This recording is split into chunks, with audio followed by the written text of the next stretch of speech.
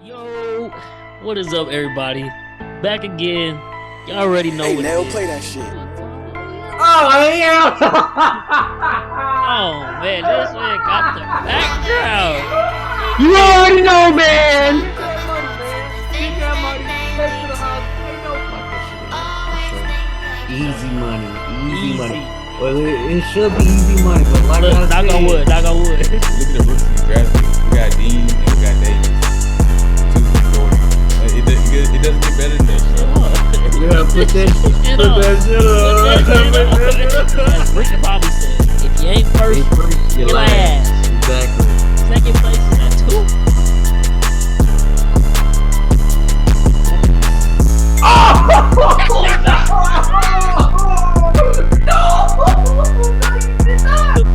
Definitely gonna make up for it.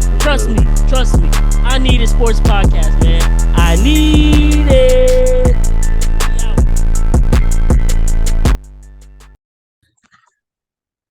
We out. Yo, what is good, everybody? Welcome back to the I Need a Sports podcast. Your host with the most, Bryce, Dog Kim. Look who we got on the pod with us. It's your boy Chris. He riding high off this Cowboys victory, 40-0 dub this past weekend versus the New York Giants. And if you're like, oh, this background don't look familiar. Yeah, we live from the telly. Me and Chris on official work business for our respective jobs at a career fair for our alma mater. So we figure, why not record the pod from the hotel, still get y'all episode for this week. Of course, we got to recap week 1. It was some high highs. It was some low lows. Chris, the only one sitting here with a team that he could say is 1-0. Me and Kim's team both took an L. Ravens handed the Texans L. My Chiefs took a mean L on Thursday night versus the Detroit Lions. But yeah, man, it was a good week still. It was a good week. First week just getting started. Looking to bounce back. Week 2, man. Anything you want to say about your Texans, Kim? How you feel about that game? Honestly, bro, I was actually kind of highly surprised. Very highly surprised. We did score a touchdown. Now, we did score a touchdown.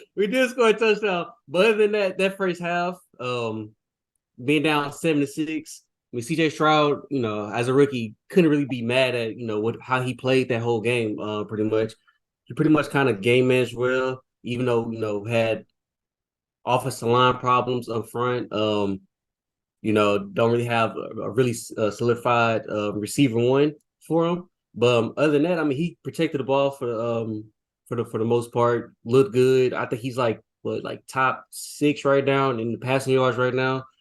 So I mean, he looked fine. The defense in the first half looked pretty good. And then, second half hit, and the Ravens boys just got going. Zay Flowers just got going. A receiver one.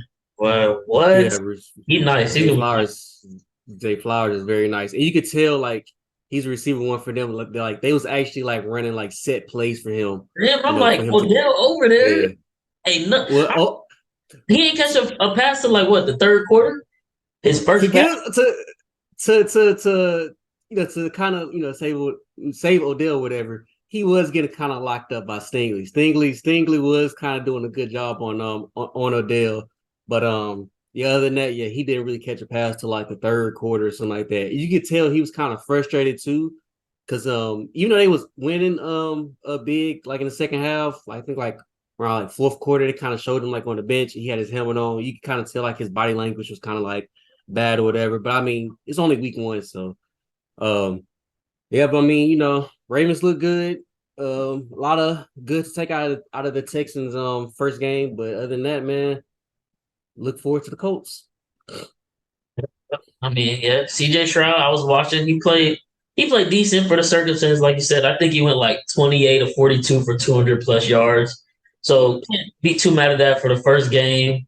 A big unknown offensive line, no wide receiver one, like you said. So can't be too mad. On the other side, my team, man, me and Ken went out to eat to watch Thursday night football, Chiefs versus Lions, opening game of the season, man. I'm still not over that. I can't believe our receivers sold us like that. We have bricks for hands. Kadarius Toney couldn't catch. Sky Moore couldn't catch.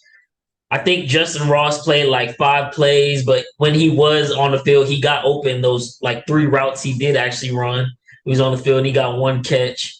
Noah Gray was all right, but you could tell we was missing Travis Kelce, and you could tell Mahomes got to get in sync with these new guys. So it's definitely going to be a big learning curve. I expect a lot of improvements week 2. I think I'm not happy with the loss. Obviously, I wanted to win that game. If Kadarius Toney catches that pass in the 4th, we probably do win that game on a walk-off field goal or touchdown. But at the same time, I think it was good kind of wake up some of these newer players and the youngins that, we were the 3rd youngest team last year with a lot of rookies who won the Super Bowl. They're probably thinking this normal, this is what we do. Nah, it's still any given Sunday, in this case Thursday technically, but any given Sunday you go out on that field, you can lose if you don't bring your A game. They didn't bring the A game, and the Lions got the 1-point dub and whooped us. It is what it is. So expect some improvements. I was actually impressed with our defense, though. No Chris Jones. Obviously, we re-signed him this week, thank God. But we only gave up 14 points on the defensive end, and then Mahomes had that pick-6 off Kadarius Toney's drop. But other than that, looking forward to it. We got a tough matchup this week with the Prince and Trevor Lawrence in Jacksonville, who didn't look too bad. But yeah, man, we both losers. Like I said, we can swing it over to the winner on the pod. Cowboys 40-0. I tried to tell him. I just want to say for the record, before the game, this man Chris was highly skeptical, and I was telling him man, relax, y'all got it. This y'all year. I book it. I'll pick the Cowboys. This and that. No, we're not getting our hopes up or nothing. But hey, that defense came out and they killed Daniel Jones. And I know people are like, Dak only threw for 143 yards, but I tell you what, they did what we always say they should do. If you can run the ball and win the game and keep the ball out of Dak's hands, do it. And that's what they did. Tony Pollard was eating. He got a touchdown, a lot of yards on the ground. So, hey, defense going to give you 16 points off rip. All you got to do is take care of the ball. Dak had no turnovers. I'm happy with that. Cowboys win. They didn't win. They whooped the Giants' ass. Well, it's not even no sugarcoating that. But go ahead, Chris. Talk about your boys. Oh, my goodness. Making jokes. We can't say that on the pod. We can't say that. Yeah, go ahead and talk about your here's the thing.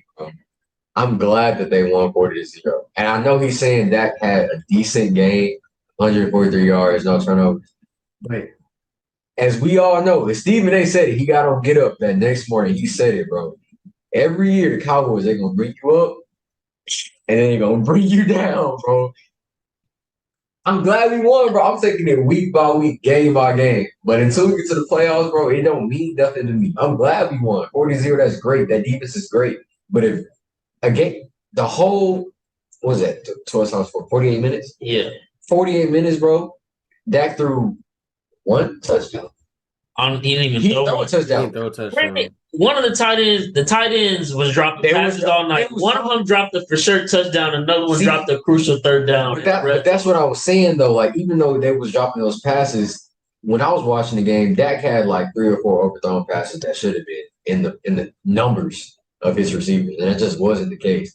And lucky for him, the defense was playing great, phenomenal. But in a game where the defense probably can't play like that, I don't expect our defense to do that next week. Actually against the Jets, I actually do. Yeah. But for the rest of the season, I don't expect that every single game, bro. Dak needs to be able to put that ball in their numbers and score points for us to actually be a championship contending team. We can play well in the regular season, playing like we did last week. But when it comes to the playoffs, that's nothing. That's not gonna cut it. That's fair. I will say though, ain't too many. There's a lot of rough outings for NFL teams this week, but besides the Cowboys and the 49ers, who else really looked that good in the NFC to keep it a buck? Yeah, because even the Eagles, they barely. I told y'all, them losing both your coordinators, you're not just about to bounce back and be, hitting the ground running like you was last year. The defense gave up.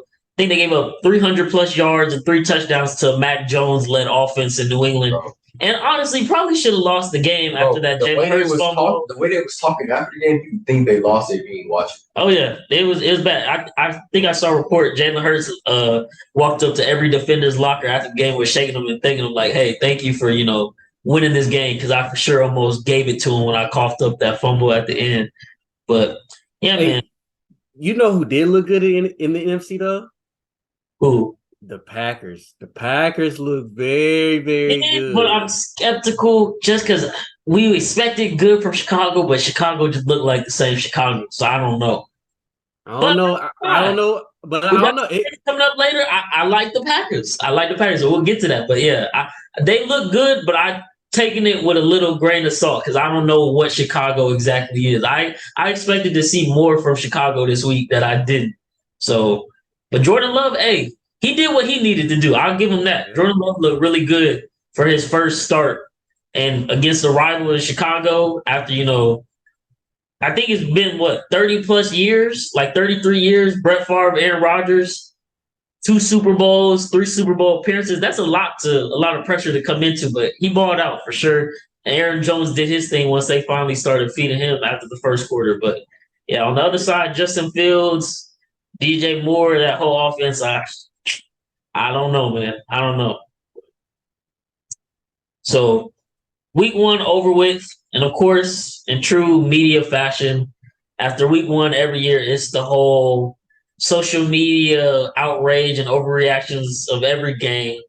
So we're gonna do our overreaction Monday, even though we're recording this Wednesday, coming out tomorrow, Thursday morning. But let's talk about some of these games and what teams we should really be worried about after week one, and what team is like, they'll get through it. So I'm gonna start off with one of the games I picked. Cleveland versus Cincinnati. I told y'all Cleveland was gonna win. I hope y'all listened. That was one of my bets to hit. Joe Burrow coming off that injury didn't look good. Cleveland always has his number. You got Myles Garrett doing between the leg crossovers leading up to a snap in the first quarter, which is completely insane. And that play led to a sack. He didn't get it, but he caused the pressure to lead to a sack. And then Joe Burrow, 14 for 31, only 82 yards through 3 quarters and a couple minutes in the fourth before he finally got benched. T. Higgins, 0 catches. Jamar Chase, nowhere to be found. Yeah, man. Overreaction or not, should the Bengals be worried this season? Damn. Oh, yeah. I got 3 teams that should be worried, but they're definitely one of them for sure should be worried. I mean, you pay Joe Burrow all that money, first of all, and he comes out here, he only throws like 80-something yards. That's unacceptable. I don't care if it was raining hard. I don't care if you're playing against Myles Garrett. You got 2 of probably like the top 10, top 15, or top 12 receivers in the game right now, and you come out here, you throw 80-something yards. That's not gonna cut it. 80-something yards and only put up 3 points. That's just simply not gonna cut it. So yeah, they definitely got it. It's still early, but I noticed this is an overreaction. But for sure, they like I said, it's one of my 3 teams that they definitely need to come on with it, man, because that's just unacceptable. Yeah, and on top of that, reports came out, I think it was like Thursday or Friday morning. Joe Burrow signed that big contract literally like 5 minutes into the Thursday night game, which was petty as hell for one. But then reports come out immediately the next day, and it's like, yeah, Cincinnati has rumors are they have no plans for T. Higgins in their future, and they didn't reach an agreement on an extension. So this is probably T. Higgins' last season in Cincinnati because Jamar is going to get the bag there.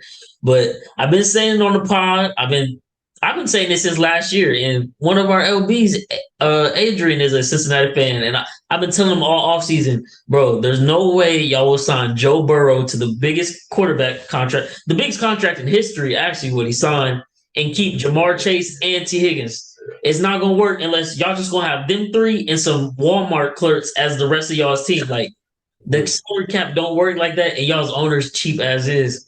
Joe Burrow signs that contract. Reports come out. T. Higgins, no future plans for him. And then I don't know if it got any correlation. T. Higgins, 0 catches. Them jump balls that he said that's 80-20 his. It was 80-20 to the defense this weekend. Did not look good at all. So I won't press the panic button and say they should be worried, only because the Aaron Rodgers injury, which we'll talk about here in a little bit. But because now that happened, and I don't think the Jets stand a chance with Zach Wilson for real, it opens up one more playoff spot that I think they could probably squeeze into.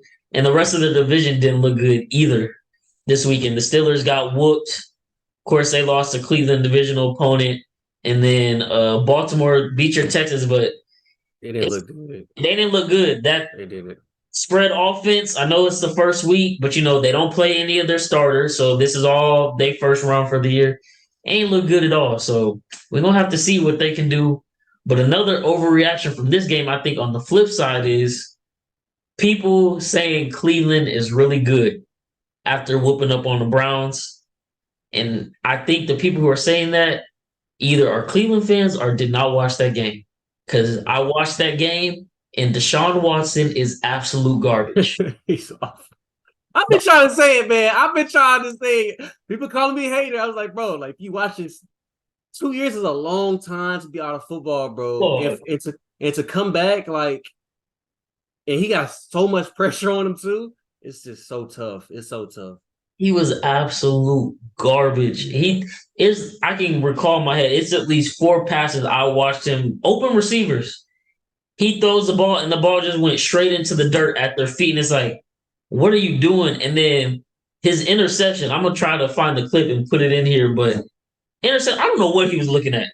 He literally just threw it to the defender as if that was his intended target, just staring him down the whole time. I'm like, bro, this is not a good offense. The only bright side was that Cincinnati literally could not move the ball whatsoever. So they kept getting the ball back, and eventually they were just able to score and win the game. But like I said, Cleveland has had Cincinnati's number ever since Joe Burrow got in the league. I think he's now 1-5 versus them. But Deshaun, from what I saw this weekend, unless he makes some major improvements and leaps and bounds going forward, I wouldn't take Cleveland serious either, because he's not about to lead anybody to a playoff run or a Super Bowl run the way he's been playing. Like, it was not good. Like you said, it looks like he was out of football for 2 years, and he's not going to get the old Deshaun back what he was, and he's not thriving and being the villain since, everybody hates him now with his allegations and everything. So Cleveland, Cincinnati, I'm just saying it is what it is. But they don't look good. Hey, Jilly still support him. Crazy enough. God. But hey, every Sunday, her and her mama be in the booth, right, going hard for him. And the whole game, they be having a family. The whole family be there. Whole family. Hype. I know he be paying for them tickets too. So he better. 230 guaranteed. And he keep looking that bad, because if he plays that bad, they're not gonna win games like they did this weekend. That's gonna be the worst contract in NFL history, because they guaranteed him all that money. He tweeted about his performance, didn't he? I don't know. I want to say he tweeted about his performance. I know he talked at the post-game interview where he's, kind of saying I'm feel like I'm getting back into that groove and I'm back. Like, no, that's not what I seen on the field, and anybody else who's watching could clearly see that. But hey, they got the dub, so they 1-0. It was a divisional game. They up in the division. Nick Chubb looked really good, as we thought. He was able to attack with a lighter box, but yeah. Overreaction for that game. I don't think Cleveland is, even though I think Cincinnati was going to miss the playoffs with the Jets and their whole situation. I think that opens up the door. So I wouldn't be surprised if they're able to squeeze in. I'd be a little worried because, the league adapts to what you do. They didn't add anything special or new this year on offense. Their defense only got younger and more inexperienced because they lost a few key pieces. I think they can still be in trouble. And then on the flip side, Cleveland, they got the win, but I was not impressed with anything they necessarily did, especially on the offensive side of the ball. Besides Nick Chubb, that's about the only bright spot. But I'm going to pass it back to you, Kim. You said I think you said 2 more overreactions. So I know we got. What's your second one? What other team are people completely overreacting to? I know we got. The Buffalo Bills. Yep. Yeah. Overreaction how? Bad or good? Bad, like very, very bad. Like Josh Allen looks terrible. And a fumble On the Jets. Bro, you know the they gave you the game. You know the crazy thing is, because all 3 picks went to Jordan Whitehead. He had an incentive for the season to get 3 interceptions. He gets $250K. That's He hit the incentive game one. I don't think that's ever happened in history. Somebody correct me if I'm wrong, but I don't think that's ever happened in history. And then Josh Allen with the fumble on top of that, which basically gave the New York Jets the ability to take the lead into the late in the fourth and cause overtime. So, yeah, go ahead and talk about the Bills, man, because I've been saying it for the longest. Been saying it. I don't know why the hell y'all kept trying to say Josh Allen was a top, not even top. They were saying he was the best quarterback in the league. You know. He MVP this, he MVP that. He way better than Patrick Mahomes. Come on, man. What are we watching here? Don't lie to yourselves anymore. You know, we definitely all watching the same thing, and I think it's finally like getting to like the national media now that Josh Allen is not as good as we all think he is, or he's not, top 3 like everybody think he is, because I seen some crazy stat. I think he has like either like 58 or 59 turnovers in the past like 24 games or something like that. Oh, that's 30, like 39 or 30. Yeah, like 19 interceptions and 18 fumbles or something like that. Insane, bro. Like, that's unheard of. Like, that's just. Yeah, wasn't Josh Allen your MVP last year? No, not last year. Josh Allen? Mm-hmm. Was he? He might have been. I don't know. I'm pretty sure he was.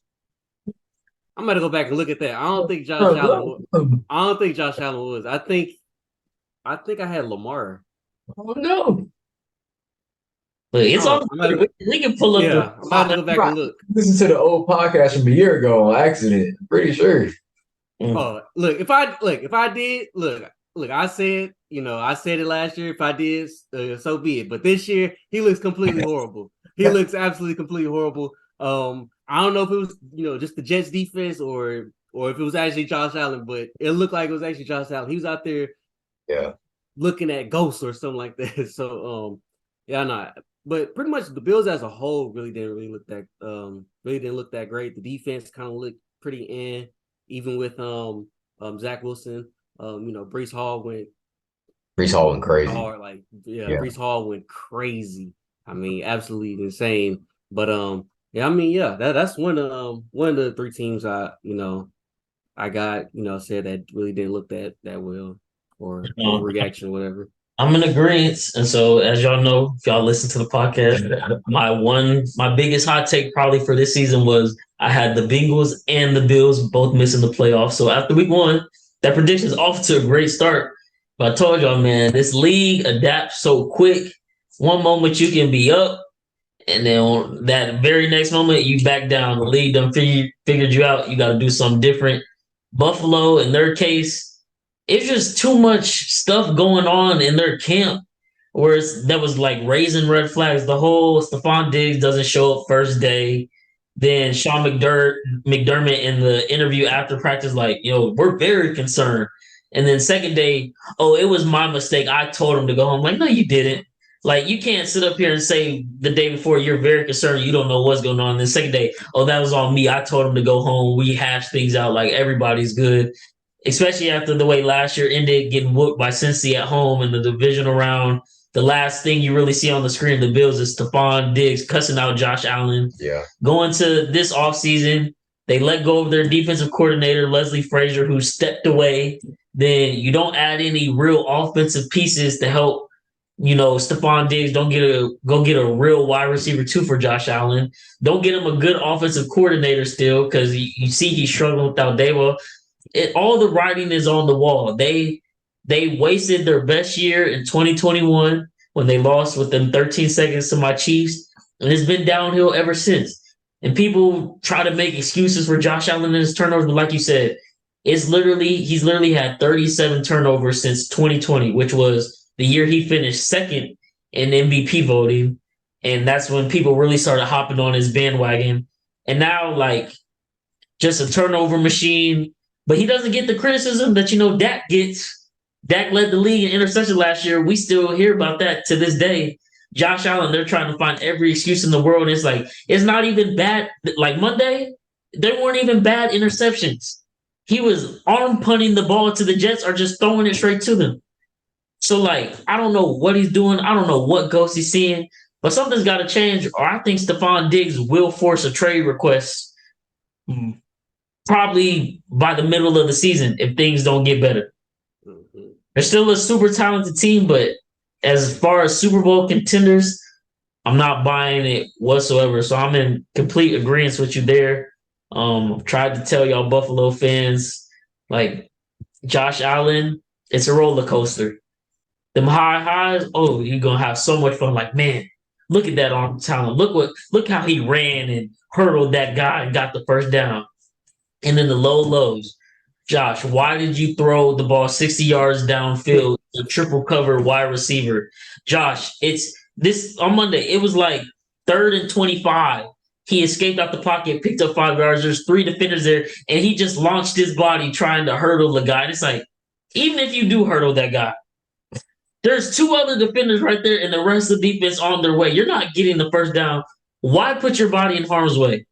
Because with you, you don't think the Bills are real Super Bowl contenders, but without you, they might be a 5-win team, if that. So you're going to put your body in harm's way doing stupid stuff like that?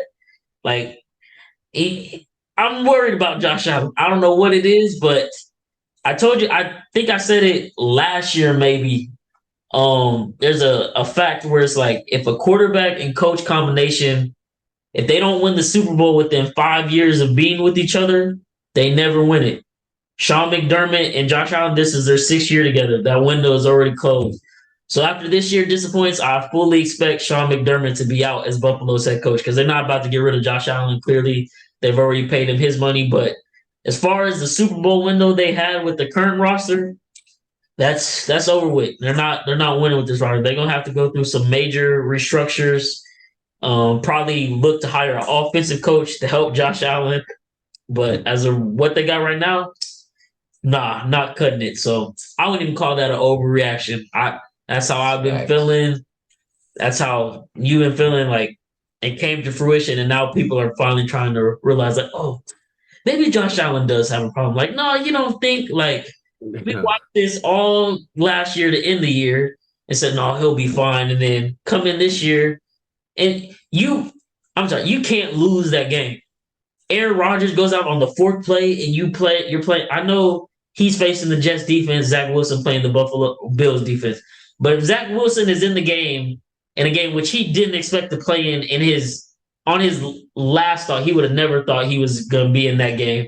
And you lose it because you kept turning over the ball. Yeah. Because if he doesn't turn over the ball in their own territory, the Jets aren't scoring because they're not moving the ball down the field. So that game is solely on Josh Allen. And then it made it even worse in the post-game press conference where he got up there and he's like, man, same shit every day. Like, I don't know. Got to figure something out. Like, yeah, don't throw in the double and triple coverage. Exactly. You're just about to fit it in there. Like, don't just stare down your receivers. Like, I don't know. I don't know.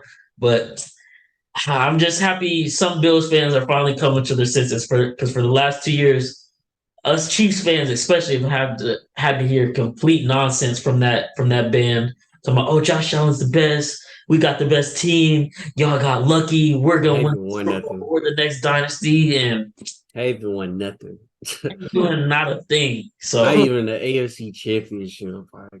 So at least the Bengals got that. That's what I'm saying. At least the Bengals got that. The Bills was in there COVID year, and it wasn't even like the Bengals. They could say like, oh, we put up a fight. Y'all won at the very end by 3 points. When the Bills made it to the AFC Championship, I think we whooped them like 38-15. It wasn't even a game. And they were up like 9-0 to start that game because McCole Hardman, I remember, fumbled the first punt in our territory and they scored and went up 9-0 because they missed the extra point. And then after that, it was a bloodbath. So, Bills fans, I hope y'all figure it out. But I guarantee y'all wasn't right about these last couple years, and we tried to tell y'all. But hey, they all come around eventually. But what's your third overreaction for the week? Mm-hmm. All right. No, wait. What's your third? I don't like that. Last but not least. That's crazy. This nigga. He's not about to. Nah. Can't see Chiefs, man. Oh, okay. Now, Okay. I'm in the middle. I'm in the middle with this because I do think they'll be fine, but there is some questions that needs to be answered. I know you guys getting Kelsey back. I know you guys getting Chris Jones back. Perfect, cool. With Kelsey though, I feel like there's like something still that like they're not telling us. Like I feel like he's kind of like not necessarily rushing back, but I feel like the injury is kind of more quote unquote like more serious than like than what they're telling us. I feel like he's like 33, kind of old, whatever. His knee probably still swelling up, even though they probably telling us that is they're not going away. yeah, even though they probably telling us it's not, I mean that like you said, it's a bone bruise that it's going to linger throughout the year. So that's definitely gonna have to watch that. And then the question marks are obviously the receivers. The receivers did not look good whatsoever. And I mean this this is what it's gonna be the whole year. So somebody in that receiver group has to step up. It has to be either Tony, it has to be either Ross, Sky Moore. Somebody gonna have to help Patrick Mahomes out. And honestly, Patrick looked like Patrick during that game. He was dotting, bro. He was still dotting, and people was saying he was holding the ball like too long and running around. I mean, nobody was open. Nobody was open. So like, of course, he had to hold the ball and run around and stuff like that. So that's my 13, man. Like I said, I'm still in the middle of it. I think they'll be fine, throughout the year and stuff like that, because obviously I had them going undefeated this year. So obviously that didn't happen. Week 1, it made me look stupid.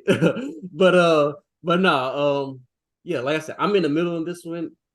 That receiver crew is just, I don't know. That's a big question mark, man. And but hopefully Chris Jones comes in for the defensive side, and because y'all was getting kind of like ran on like a lot, like pretty decent. Like Gibbs was kind of like, even though he didn't play a lot, he was kind of getting loose or whatever. So hopefully Chris Jones come in and help with the run game. But other than that, yeah, pretty much the offensive side, that receiving core, man. I don't know, man. I don't know. Something has to happen. People were saying Sky Moore, they expect a big leap. He looked like absolute garbage. I'll only give Tony an excuse just because he tore his meniscus the start of training camp, so he didn't practice at all. They got him back. This was his first time practicing all week leading up to the game last week. So I guess there's an excuse for us. I think he'll be fine. I think he'll be fine too, but at the same time, if he just makes that one, like, forget the other drops. If he just makes that one catch in the fourth, we're in field goal position right now. We're not even having this conversation. So it's like, bro, you got to catch that. But I think he'll be fine. Kelsey, the injury does kind of scare me, especially with some of the reports I've seen where they thought he had a tibia plateau fracture at first, which ended his whole season. Yeah. They thought it would have been season ending. So that's why I was kind of like, whoa. Worrisome, but they're saying he's supposed to be back, so we'll just have to see how that goes.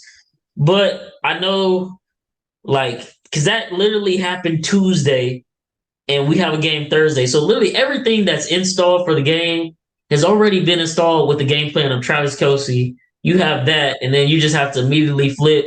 So I know it was tough. And then, like I said, Tony coming back from a month off of football didn't look like Tony at all. So I hope he'll figure out. The one caveat is Sky Moore. I don't think, it's game 1, so it's kind of an overreaction, but I'm still not sure about Sky Moore being a good receiver in the NFL. And if he's not, I just hope they have the guts, because we drafted him in the second round last year. So it's like, oh, we got to play him, we spent good draft capital on him. But if he's just not that guy, forget him. Let's get Justin Ross into the fold more, because it ain't too many 6'4" wide receivers that can move like that walking around the league. And he can beat most one-on-one coverage. Literally, the start the second half, first play he was in the game, he ran a curl route open. Completion for 7 yards. Why haven't we done this more? Like I said, he only played 5 snaps on offense the whole game. So that was a little confusing. I'm just hoping they fix that. And then I don't know. Excuse my language. I don't know what the fuck we be doing on 3rd and short, 2nd and short. But if we gonna have Isaiah Pacheco Instead of running that bullshit where we got Blake Bell motion in, fake the QB sneak, let's go jet sweep to Rashida. Just hand the ball to Dan Pacheco and live with the results. Like, let's start with all the fake and phony. It's 1 yard. Either we can get it or we can't. Cut all the cute shit out, Andy. Like, it pisses me. It's literally a running joke now between Chiefs fans. Like, as soon as we get into 3rd and 1, we all just know like something stupid is about to happen. We're probably about to motion Blake Bell or something under center, take the ball out of Patrick Mahomes, the best player, take the ball out of his hands on 3rd and 1, and do something stupid that's probably not going to end up in a first down. It's like, we could have just handed it off. Or instead of worrying about a freak injury that happened 5 years ago, let's just have Patrick QB sneaky. Like, why not? He said he'd be down to QB sneak, but no, because he fractured his knee. And that's done. For way back when, like, can't ever run a QB sneak with him again. So that's the one thing that pissed me off. But everything else, I think will be all right. And like I said, I was thoroughly surprised with as well as our defense played. The run game, yeah, a little bit. I think Chris Jones will help that. But as far as like just overall defense, we played really good. Get Chris Jones back, and then people also got to remember Charles Omenihu, who we picked up in the offseason, is suspended right now for 5 more games. Once he gets back on the edge, him, Chris Jones, and Karlaftis with Mike Dana, I think we have a chance to really be a good defense. And as long as the offense can figure something out with that receiver corps, I think we'll be straight. But of course, yeah, undefeated season out the window. Just like that. But like I said, I think it's a good wake-up call. They needed to wake up like, ain't shit sweet in this league. Y'all won last year. That was last year. And, hey, we got a pissed off Patrick Mahomes now. I know that. When he pissed off, it's usually go time. So I think Andy Reid probably chewed them out all week leading up to this game. And I'm not saying Jacksonville will be an easy game because they're a really good team, but that's gonna be a tough one. I think we see a way different Chiefs team this week because watching Jacksonville, while they look good on offense, like I said, that defense still has a lot of holes in the secondary, and they were about to lose to Anthony Richardson-led Colts team in his first game until they turned over the ball late. So, Colts not bad, man. Colts really not bad. That's why it's like, why don't you just pay Jonathan Taylor? Why are you being so greedy to pay your star running back, man? It don't make no sense. No, it don't. It don't make no sense. But that wraps up the Overreaction Monday segment. Next up, we got to recap the bets, man. Where we went wrong and where we were right. What? I'm gonna lie, to start off the week, man, I gotta apologize. As we just talked about, my Chiefs. They sold me literally on every single bet. And the fact that I doubled down on a couple of them did not help. Started off Thursday a whopping 0-7. Damn. If I didn't double down, I would have just been a regular 0-4. But I did it on our over. I did it on Patrick Mahomes' touchdown passes. I did it on the props and for Pacheco. And like that's what also, and Cam can attest to this. When we literally started the game off, and I seen Clyde Edwards-Helaire walk into the huddle and Pacheco. That's another thing, bro. Like, man, why setting the tone like this? Why we got Clyde in the game? Like, that's just coming out soft. Sure enough, hand the ball to him. 1 yard run when he probably could have just skirted to the other side and picked up at least 5. And I'm like, just give it up. We wasted our first round draft pick on him. It didn't work out. Let's cut our losses, man. Like, we have Isaiah Pacheco and Jet McKinnon. And we really got a couple good backs on the practice squad and Deneric Prince and LaMichael Piron. Way better than Clyde. But here we are. We're starting off the season running Clyde. And I was like, yep, this game going to be one of them games where we might pull it out, but we definitely going to make it a game that it doesn't have to be. And we didn't pull it out either. But once we did that from the start, I was like, yeah, this game not even starting off right. We handing the ball to Clyde Edwards-Helaire. That don't make sense to me, man. But what were you about to say? Because I know you got something to say about Clyde, too. I just want, excuse my language. I just want to know why his fat ass is still out there, bro.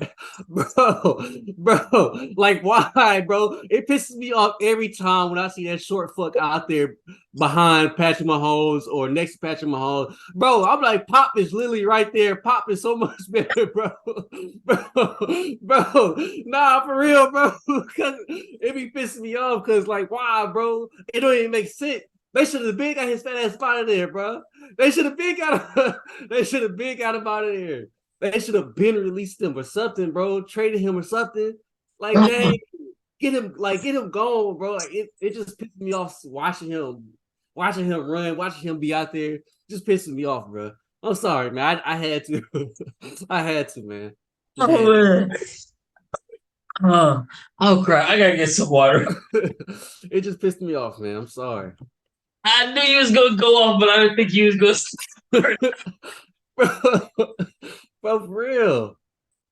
Oh, this man Chris on the floor. Bro. Oh man. Bro. See his little chubby ass back there, bro. Like, come on, dog. Like, dang. Like, he must got something on injury or something, bro. He must have something on them because there's no reason why he should be playing. It don't make no sense. Like, bro, P. Ryan better than him, bro. Like, for real. P. Ryan is better than him. It makes no sense at all, man. Oh man. You're not wrong.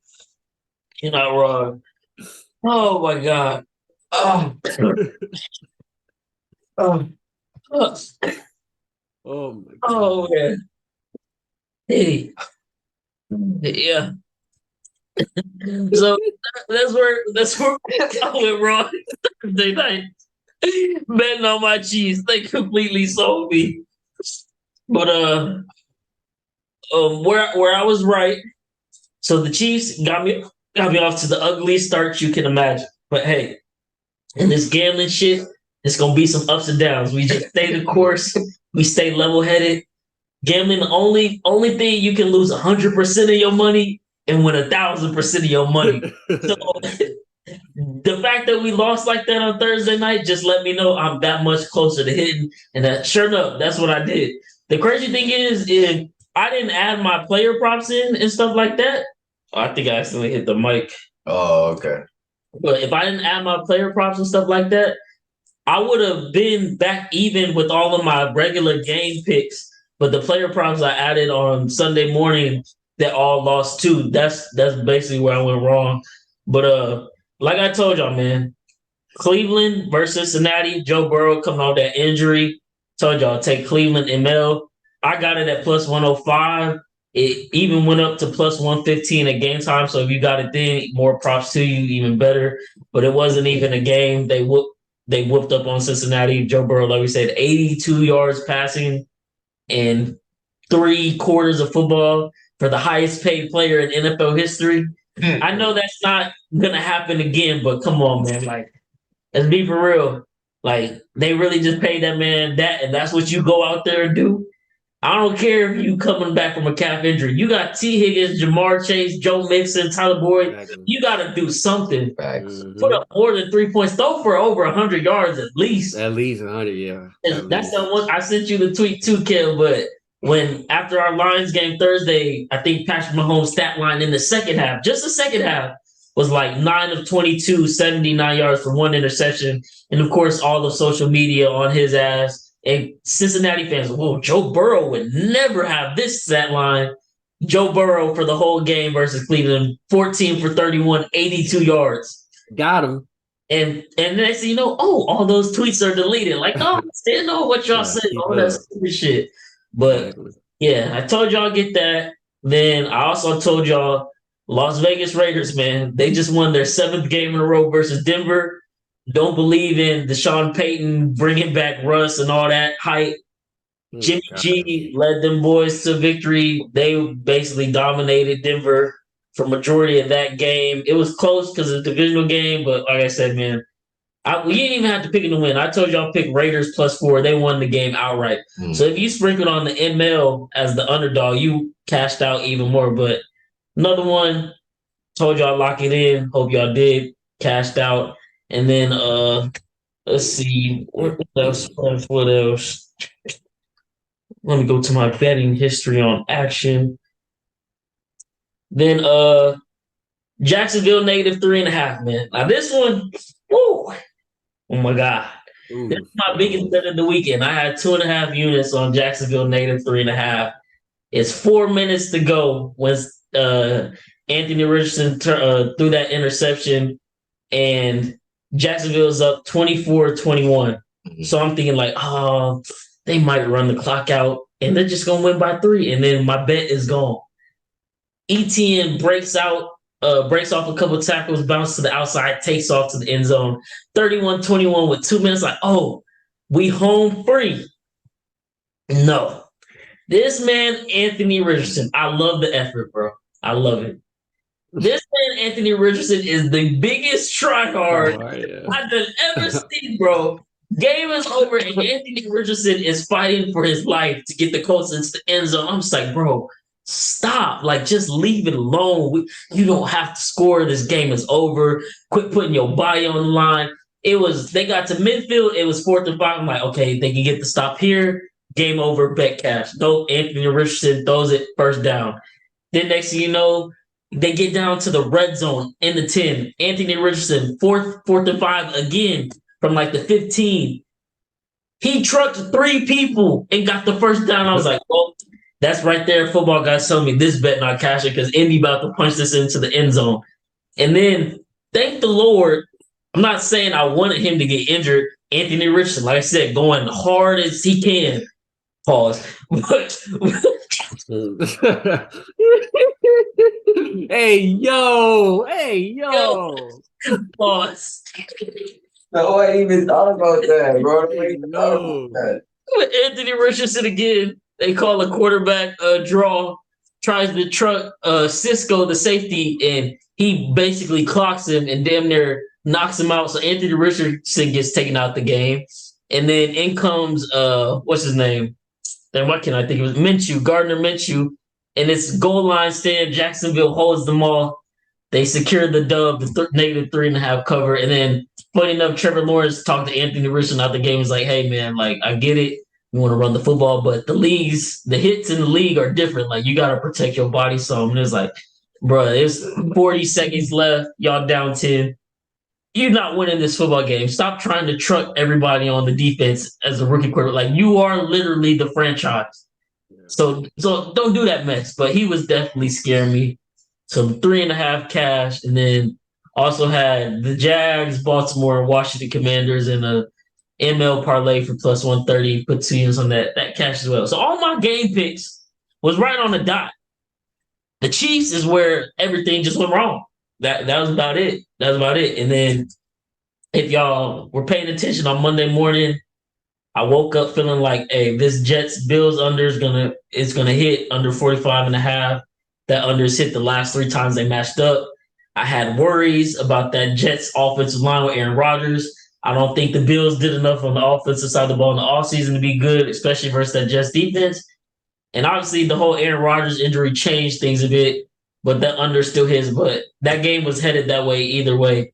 Both those defenses were going to shut down the offense, and then Josh Allen was going to turn over the ball. And I knew Aaron Rodgers' old ass wasn't going to be able to escape all that pressure all night. And sure enough, that unfolded for both those cases. But that's how we finished for the week, man. I think the final tally, I was like 5-10 and like -3 units. So obviously not the week we wanted. But like I said, if I don't double down on my Chiefs, we're positive for the week. So I said we right where we want to be. Look at that. We're right where we want to be, but definitely coming in with the locks this week. So stay tuned to the end of the episode. I got y'all. I'm gonna make up for it.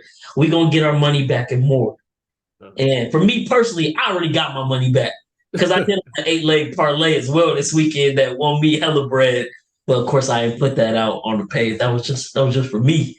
But yeah, man, that's how I went. Swinging back to you, Cam. I know it's a rough week 1 for you as well. But man, was it?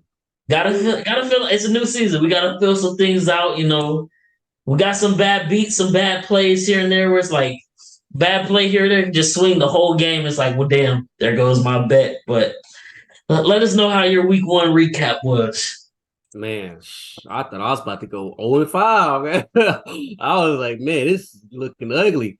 Start off Thursday night, had the Lions in Kansas City over in total. Of course, like we all expected, they come out. It's a defensive game. Yeah, we all expected that. We all expected that. So right there, I was down bad right there. And then had the Saints and Titans game. That game was just low scoring. Also, I thought Saints would come out there pretty much handling them pretty well, but Titans pretty much fought back the whole game. Pretty much, I thought Derek Carr was going to sell me. Well, he did sell me, but I thought he was going to sell us in the. We thought Saints was going to be good this year. So I thought they was going to come out here and handle the Titans pretty well. I had the Saints -3, did not cover, but they still won by a point. Give it 18. Yeah. Then man, this Arizona and the Commanders game. Now, I was expecting the Commanders to come out here and just whoop on the Cardinals like pretty easily with no effort at all. Like just come out here and just handle them. That EB offense behind Sam Howell, whatever. That did not happen whatsoever. Some reason Arizona was trying hard for some reason. They was out there just playing so good. I think right before half they had like a strip sack or something like that, or like a fumble recovery for a touchdown. For a touchdown, I was like, bro. Yeah, I was like, well, they lost. Red zone, I was like, bro, come on, because at that point I was like, Ravens, Jags up, come on, Commanders, keep handling business. And then that came up on the update on Red Zone. I was like, you gotta be kidding me, y'all about to lose to Arizona, the team we predicted to go 0-17 this year. Man, look, 0-17. I had the Commanders in a pick 'em, whatever. So I need them to win, and also had them. I also had the Cardinals losing in like this little, pretty much like a pick 'em too. But it's like for like the losers or whatever. So I had the Cardinals losing too. So I was like, bro, if they win this, like Cardinals pretty much just slap me in the face. We ain't gonna be sorry this year. But Commanders ended up winning at the end, but didn't cover the -7 or whatever. So I'm already down. That's 0-3. I'm already down 0-3. Cincy got their ass whooped. Down 0-4. Got their ass handed to them. And so now it's just down to the Green Bay Chicago game. I took Green Bay money line. Green Bay whooped Chicago. Got that plus 100, 1 unit. So went 1-4, man. Hopefully week 2 be a little bit more different. I think it will be. But it's a lot of close games this week. So we'll get into it though. So we got y'all with the locks. It's coming up. We got one more topic to cover, and then we're gonna get y'all with all the week 2 bets so we can make all that money back and more that we lost y'all week 1. Our apologies. This week gonna be different. But I hope so. Last but not least topic before we get into the best, man. Obviously, the biggest news of the weekend and the most crushing news, and I can't think of a more devastating injury in really the last, just off the top of my head, the last 5 years, I can't think of a more devastating injury. Obviously, if you don't live under a rock, you've heard or you literally watched it live. Aaron Rodgers tore his Achilles 4 plays in to his Jets tenure. Didn't even complete a pass. I've seen some pretty awful beats. I seen a screenshot on Twitter. A guy was down 0.4 points in fantasy. Other dude, all his players have played. He had Aaron Rodgers left. Lost that game. I know they had the promo on Underdog. Aaron Rodgers over 0.5 passing yards. All Aaron Rodgers bets got refunded, but still, like I said, he didn't have a completion, so that was all. And it's just like, I knew the offensive line for the Jets wasn't good, which is why I was a bit skeptical of how successful they could be. But I really thought they were going to be able to make it through the Buffalo game. And then next week, Aaron Rodgers' health was in real jeopardy with Micah Parsons versus the Cowboys. But no, 4 plays in, the 3 of the plays he did throw the ball. He literally was running for his life on all 3. No blocking whatsoever. And unfortunately, just the way his foot got stuck with the turf, you could see his whole Achilles pop and it kind of rippled through his calf, and it was like, ugh. Man, We were that was like, oh, crazy. it's his ankle. It could be his ankle. Like, No, bro. painted like, bro, we've seen these injuries time and time again. You know that's an Achilles when your calf muscle literally has Yeah. a wave go through it. And at 39 years old, who knows if he's coming back? He did post on Instagram today saying, like something the rise before dawn, like this will be my greatest comeback yet or something. So he seems optimistic. Seems like he wants to come back for now, but it's Aaron Rodgers. Who knows? For all we know, in 3 months from now, he could go on a darkness retreat, smoke some ayahuasca, and be like, you know what? I'm done. Like my football career is done. I'm 40 years old. This Achilles injury too tough to come back from, but I do hope the Jets get a chance to see a full year with him and that team. But it sucks because this year, like you'll never have the same roster year in year out. That's just the nature of the league.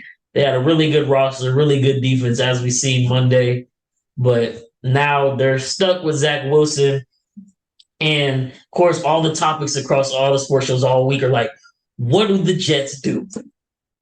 There's no answer. The Jets don't do shit. Like, there's no quarterback you can go pick up right now that is going to help the Jets win a Super Bowl. Exactly. They are stuck with Zach Wilson. Hate him or love him, you cannot do anything.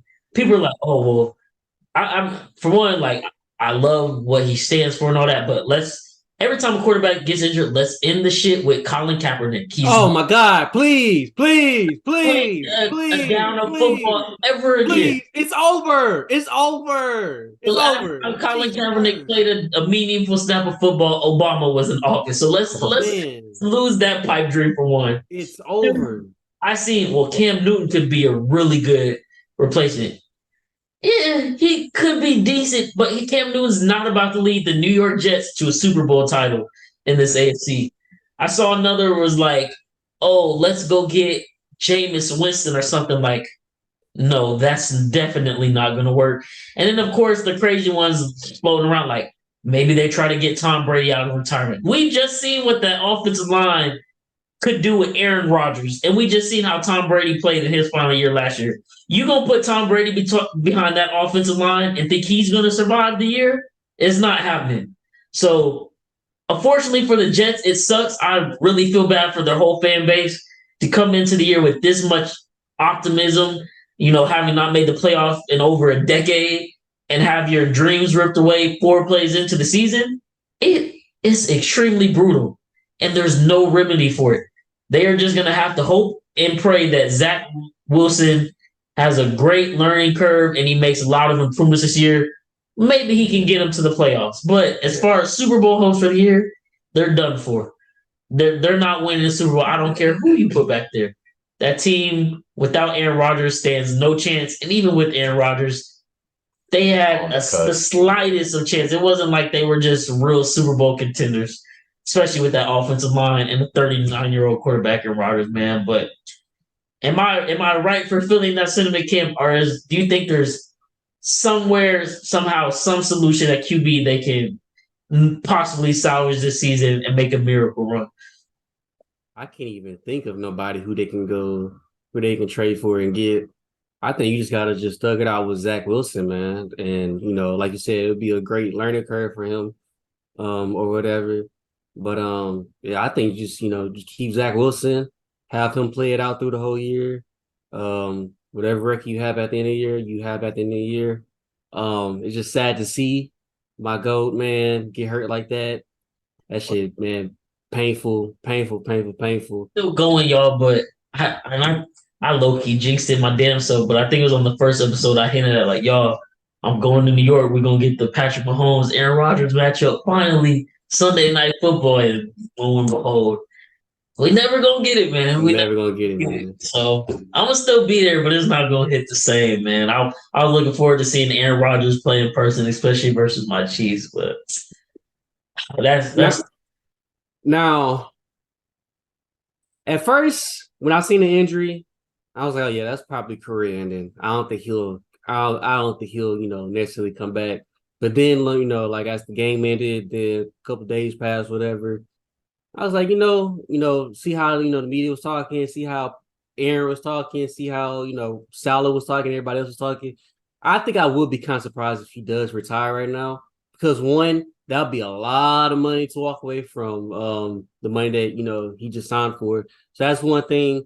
And another thing, I don't think he wants to go down as like that type of quarterback that he went to the Jets and he couldn't like really help them out. And like, I think that kind of like looked bad necessarily on or whatever. I don't know if he really cares about that, but I think he does care about that. So, and also he has connection with these guys now. Like you see what Gary Wilson said about him. Sorry, kid. Like that was pretty sad when I seen that. He was like, sorry, kid. That was pretty tough. But yeah, I don't think he'll retire. I don't know how long he'll play after this, but I think he does come back next year and have like a final hoorah or maybe play for like another two years, whatever. But yeah, I don't think this will be the last we'll see of Aaron Rodgers, but who knows? I don't think it will either, and I'm hoping it's not. But at the same time, like I said, he's 39. He's gonna be 40.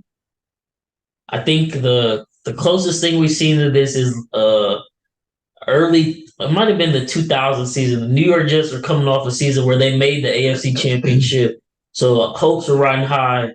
First game, Vinny Testaverde, their quarterback then, pops his Achilles at 35. Never returned the same. And then also Kobe. You said what? I said also Kobe, but that's a different sport. Obviously. Yeah, Kobe. Well, but that's like he was never the same concept.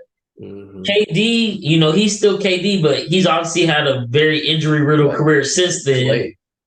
Clay. Bring a basketball. I mean, it's just gonna be tough. And the thing is, like, yeah, we want him to return, but also how severe is the Achilles rupture? Yeah, because the best case scenario is like, oh, he'll be back in 8 months, but an Achilles injury can also take up to a year to recover from. So if it's a whole year, he won't be playing next year. Like if it was that bad, like then if he has to sit out another year, do we think Aaron Rodgers returns for age 41, age 42 season? Yeah. And you think the Jets are going to be like, the Jets won't have the same team by then for real, because they're going to have to pay a lot of those pieces on this defense and offense and like Breece Hall and Garrett Wilson. So, yeah, man, it's extremely brutal. It's the worst thing to happen in New York in the month of September in history.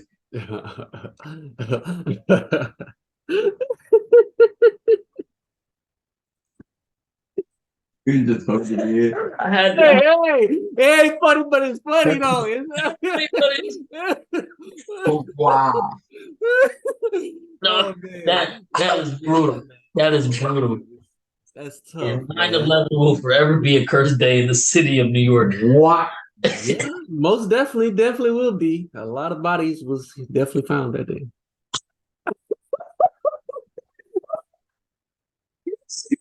Oh my God. Oh my God. Oh my God. But yeah, man. Oh, man. I'm so sorry, Jets fans. I know we're making jokes right now, but I really am sorry. Like, God forbid something happens to Patrick Mahomes, but if something that happened to Patrick Mahomes, I'd cry.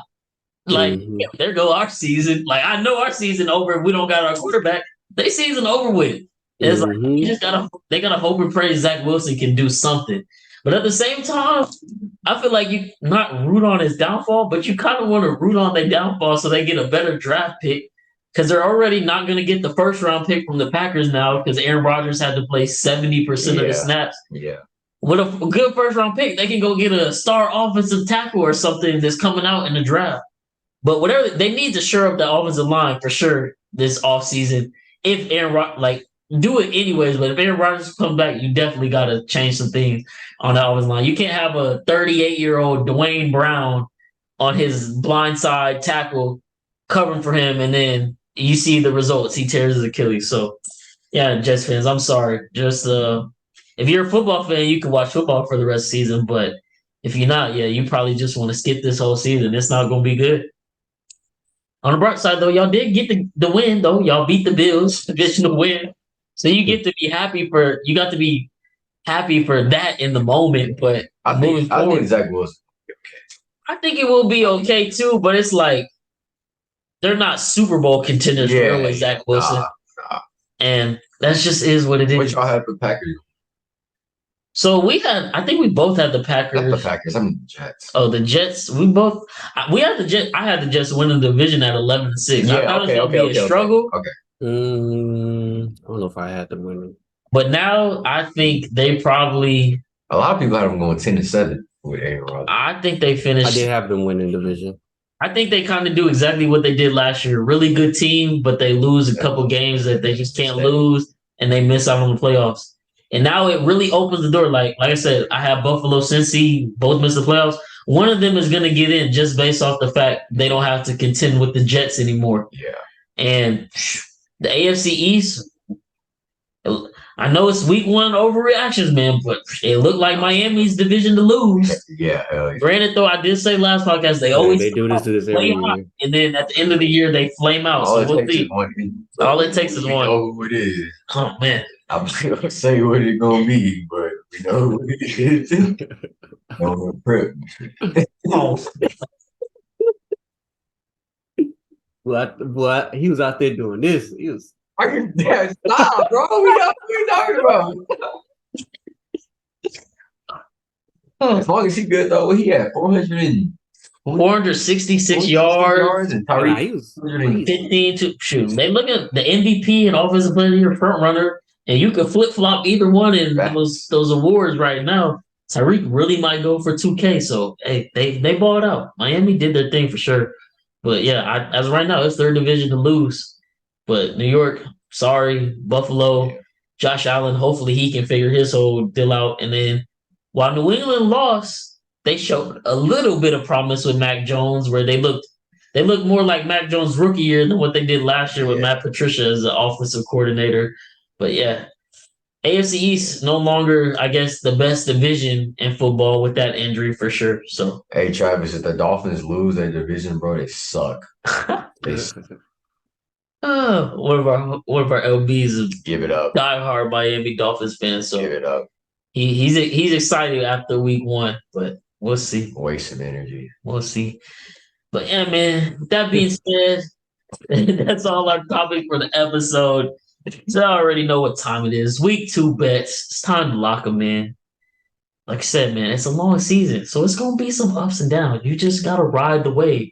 At the end of the year, you're gonna come out positive. I promise you that. Just roll with us. Just roll with us, man. We bringing y'all some winners this week. I'm gonna let Cam go first with his first pick. I think you said you got what, 3 picks, Cam? I think like 2 game ones and 1 player prop. Yes, sir. So my first one for week 2 this week. Call me crazy, but I'm going back to them. I got Saints money line this time though. Got the Panthers. You know, they go to Carolina. I think they can handle them. I got I got the money line 1 unit minus 160. So lock that in, man. I think they'll get it done. We shall see. They better. Yeah. And that defense they got, because that was the one thing. I'm gonna give them some slack because it was game 1. So I'm hoping Derek Carr can turn around. But Ryan Tannehill threw 3 interceptions, and they were only able to get 16 points on offense, and they almost sold their defense on that game and losing it because the defense couldn't have done anything better. And really, they low-key did lose. I don't know if you've seen that kind of like half. They said it was a forward pass, but it was really a fumble upon review. And Tennessee returned it for a touchdown, but they called the play dead. So once they reviewed it and determined it was a fumble, they couldn't go back and reward Tennessee the touchdown. But Tennessee wins the game. Yeah. The Saints definitely got lucky on that one, but I'm gonna say first game jitters. Hopefully Derek Carr and then figured out on the offensive side of the ball. But I like that pick. Versus a rookie quarterback, that Panthers offensive line still a big question mark. Cam Jordan probably goes for at least 2 sacks this weekend on Bryce Young. And hopefully Bryce Young is able to survive those hits because I know he's going to tear his head off. So I definitely like that pick for sure. For me, I got 3 picks and 1 prop. I'm going to keep it light this week as well, just focusing on the stuff I want to lock in for real, not try to tinker with anything else. But my first pick is I'm calling a bounce back game, and back to reality game in the same thing. So I got Pittsburgh +2. They're at home versus Cleveland. I don't think Deshaun Watson is that good. He didn't look good, and he's going up against a Pittsburgh defense who just got absolutely throttled. I don't think Mike Tomlin is going to get whooped 2 games in a row at home. And they're underdogs again. Kenny Pickett didn't play well at all. I really think that's more so the fact that he went up against one of the best defenses, if not the best, in San Francisco's this weekend, week 1. Other than that, he looked really good in preseason. I know it's preseason, so you can't put too much stock into it. But I fully expect Pittsburgh to bounce back and win this game this weekend. But I'm going to go with the +2 cover for 1 unit of Pittsburgh versus Cleveland. So that's my first pick for week 2 the NFL slate. Okay. I like it. My second one, I'm gonna go back to another team again. I got the Packers, man. I got the Packers money line -125. I'm with you. I got them -1.5. Yeah. Yes, sir. Versus Atlanta. Atlanta. Desmond Ridder did not prove a thing to me this weekend. No, he really didn't at all. At all. And I know he was I think he was 10 for 15 or something like that. He only threw 15 or 18 passes or whatever. But other than that, I mean, they pretty much game managed him pretty well, and they just ran the ball pretty much the whole time. And their defense is decent, I guess. But other than that, yeah, Ridder. I mean, Kyle Pitts barely got the ball. Drake London actually did not get the ball at all. 0 cents. Yeah, so I don't know what they got going on over there. But yeah, I'm not really that big of a believer in Ridder. Atlanta is gonna have to make me a believer all season. I'm fading them most opportunities I can get, and with the line this low, that Packers defense is still really good, as we've seen this weekend versus Chicago. I think Jordan Love is going to ball out. Aaron Jones, of course. Hopefully, it's possible they get Christian Watson back this week as well to help out in the wide receiver course. But yeah, like I said, if you're not going to utilize Kyle Pitts and Drake London, and this week you're going to have Drake London matched up against Jair Alexander for the most part, that defensive line is going to be able to get after Desmond Ridder, and he'll probably have some mistakes. I really think Green Bay will win this game. And yeah, their defense, they added a lot of pieces this offseason, so they're decent. But they also going up against a rookie quarterback in Bryce Young, who was under pressure. He threw a couple bad picks. And that's really what helped them get the game, because they were losing to Carolina. And then Bryce Young threw a couple bad picks, put them in the offense in a good spot for Atlanta in their own territory, and they were able to capitalize. But like I said, yeah, they got to prove it to me. So if y'all want the I need it lock for the week, I need it. Sir. Packers -1.5 or ML. Take it to the bank, man. And Jordan, we trust Matt LaFleur, that offense. They look really good week 1. Expected to continue week 2 against an overhyped Atlanta team with a really bad coach who doesn't know how to utilize. They're not even just good.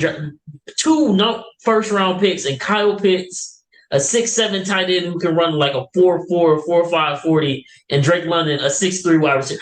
How are you not getting them the ball more than at least 8 times in a game? That makes zero sense. It makes no sense, man. Makes no sense whatsoever. So yeah, Green Bay, like I said, -1.5. That was my second pick.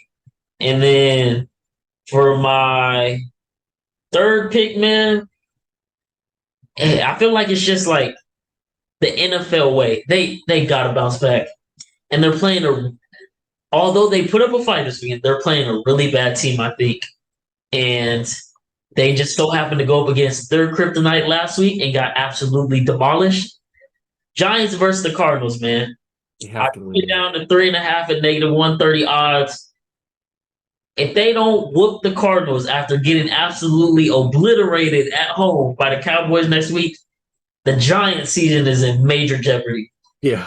But I think versus a lowly Cardinals team, they won't have to worry about Daniel Jones not having more than a half a second to throw the ball this weekend. Saquon will get back to himself. The offensive line will be able to control the line of scrimmage a little bit better.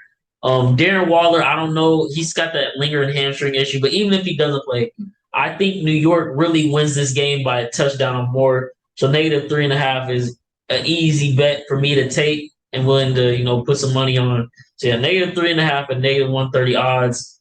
The line opened up at 4.5. It moved down to 4. It might have moved back up. I'm gonna check it again now, but either of those, man, take it. I think if you get beat 40-0 at home, the next week you got to come out guns a blazing. Like, there's no way you don't come out fired up that next week. You literally just got embarrassed to start the season on your own turf. So definitely expect the Giants to bounce back from that terrible week 1 showing.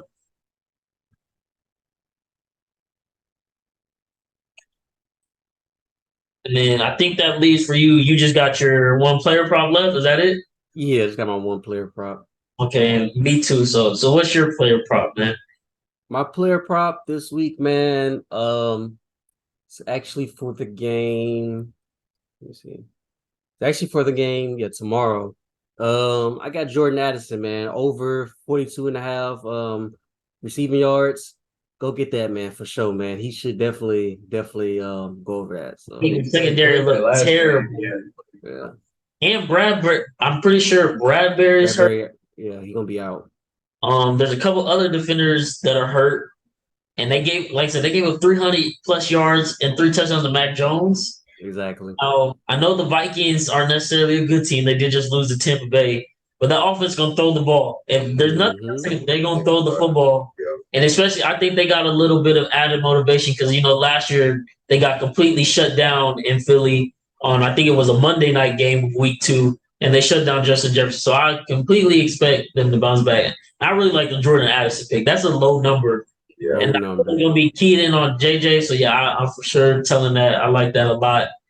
I think he can get that 42, and I'm sure because Justin Jefferson had like 150 yards this weekend, so I'm sure his prop is probably sitting around 100 or so. I'd still take his as well. I think Darius Slay is going to be able to repeat what he did last year, and I think JJ is also pissed off from last week and how that went down because he had 138 in the first half and then only finished with 12 more for the game and 0 touchdowns. So, yeah, all the passing props, y'all might want to sprinkle on this Minnesota-Philly game Thursday night. I think Minnesota will throw the ball all over them. Will they win, though? I don't know. It's prime. I don't know. Yeah. We'll see. That is very true. But I think they'll be throwing the ball all around for sure. And if they're losing, they're going to have to throw the ball anyway. So I definitely like that prop a lot. But wrap it up. My player prop for the week, man. I got to go back to it. They're going to put it at plus money. I'm going to tell you it every week. Patrick Mahomes over 2.5 touchdown passes is plus 130. If we don't have receivers drop passes last week, he for sure gets that with ease. Versus Jacksonville, a secondary that's not good whatsoever. Like I said, almost let Anthony Richardson beat him. Got a pissed off Patrick Mahomes, getting Travis Kelce back. Kadarius Toney shouldn't look like that this week.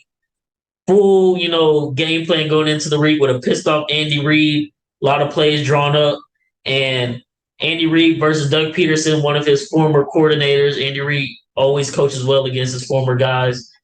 He got to take it. I think Patrick Mahomes goes for 4 touchdowns this weekend, to be honest. So, honestly, I might sprinkle as well on, I think I saw a prop for Chiefs over 3.5 touchdowns at like plus 132. So, I might throw some money on that a little bit. But, yeah, Patrick Mahomes over 2.5 touchdown passes, man. If it's going to be plus money, you got to do it because he's going to get about 40 touchdown passes on the season at the very least, which means he's going to be having multiple games with 3-4 touchdown passes and bouncing off a bad game last week. Had the hammer as soon as the line went up, man. It is what it is. I got 2 units on that one. But, yeah, 4 bets on the week for me, 3 straight bets on games themselves, and then this one player prop. That's what I'm sticking with. I'm not going, go anything else like, hey, y'all take these props. Y'all take this game as well. This is what I got. Looking to go 4-0, get the sweep, get back on the right start. Like I said, we've been good with the game picks week 1. It was just that Chiefs game Thursday night that really screwed me. So, again, keep the faith. We're not going to lead y'all astray. We don't want to lose money. You know what I'm saying? So we try to make y'all lose money. We going to get y'all. We going to get y'all right, man. Just trust and believe. Your kids from the neighborhood got y'all covered, man. But we appreciate y'all tuning in. If you did, another episode in the books. Got our boy Chris to come on.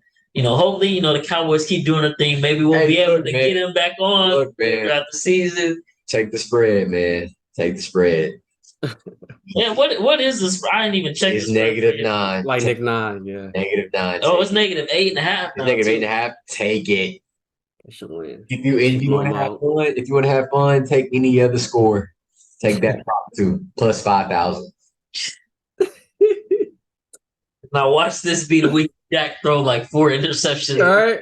It should have been last week he did that shit, guys. But yeah, man.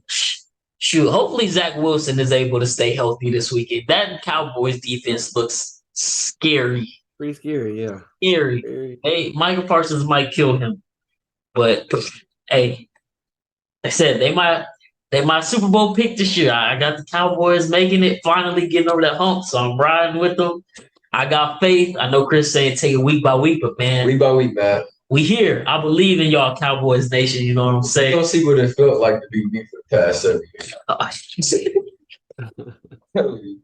Week by week. Week by week, man. But like I said, we appreciate y'all tuning in to another episode. Your host with the most. I need it. And we out, man.